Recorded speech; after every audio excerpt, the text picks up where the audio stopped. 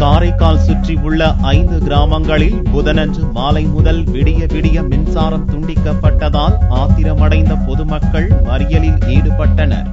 புதுச்சேரி மாநிலம் காரைக்காலில் பரவலாக மழை பெய்து வருகிறது.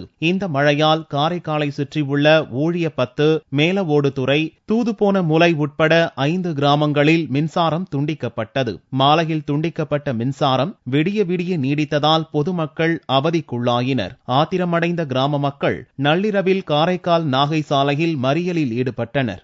6-7 கிராமங்கள் மின்துறையால மின்கட்டால ரொம்ப பாதிக்கப்படுது. அதுலயும் பாத்தீங்கன்னா 10ஆம் வகுப்பு தேர்வு நடக்குது, காலாண்டு தேர்வு நடக்குது. பசங்க எல்லாம் படிக்கிறது ரொம்ப சிரமப்படுறாங்க.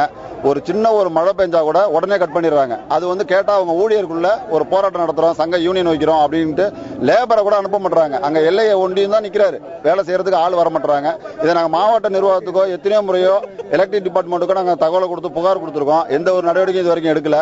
அதை கண்டிச்சுதான் இப்போ நாங்க ஒரு சாலை மறியல் பண்ணிட்டு இருக்கோம். தகவல் அறிந்து சம்பவ இடத்திற்கு விரைந்து வந்த போலீசார் பொதுமக்களிடம் சமாதான பேச்சுவார்த்தை நடத்தி மறியலை கைவிட செய்தனர்.